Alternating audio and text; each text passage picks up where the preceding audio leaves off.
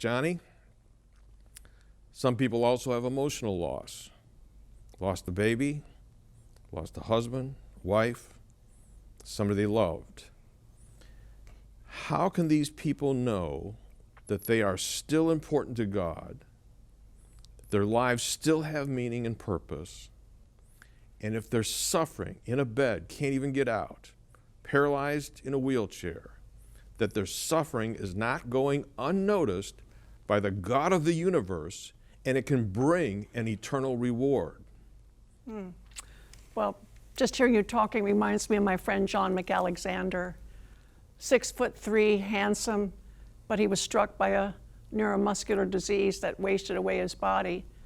For a long time, he was able to get around in his three-wheeled scooter, motorized scooter, and visit patients in nursing homes. He had a heart to serve others, even despite his very severe disability, but the disease encroached further, and there came a time where he was just so helpless. He was put in bed in the middle of his living room, hooked up to a feeding tube, and barely able to talk above a whisper.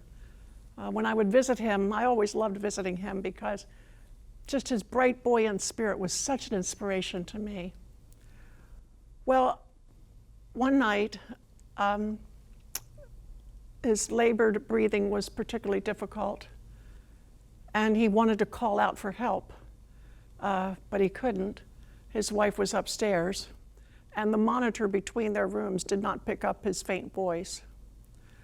During the night, an ant found him under the covers, and then several ants, and then hundreds, and then thousands of ants, a wriggling invasion of black ants covering his body, in his nose, in his eyes, in his ears. And he desperately tried to call out, and he couldn't. And when I got the news of this, I was over in England, and when I read the email, I was stunned. And his wife said, "Please pray. I've never seen John so depressed." Well, when I came home from England, the first thing I did was go visit my friend. And his skin was still somewhat badly bitten from that nighttime invasion. But invariably, there was this indomitable twinkle in his eye. And he looked at me with a very weak smile and said, "But I beat him, Johnny. I beat him. I survived." I'm sorry, I cannot tell that story without choking up. Because John lives on a verse like Ephesians 3:10, which says that it is now God's intent that through the church, his manifold wisdom should be made known to the powers and the principalities in the heavenly realms. John didn't have many visitors toward the end of his life. He was sick so long that a lot of people forgot about him. He didn't hobnob with many people. He didn't rub shoulders. His testimony didn't influence a great many others, but his life in that bed in the middle of the living room was a shining testimony. His life was like a chalkboard upon which God was writing lessons about himself. My grace is sufficient. I will help those in need. I hear the cry of the afflicted. I will be their ever-present help in their trouble. It was like God was showcasing to all the powers and principalities, not just a few somebodies on earth, but millions and millions of unseen somebodies out there that were amazed at John's loyalty.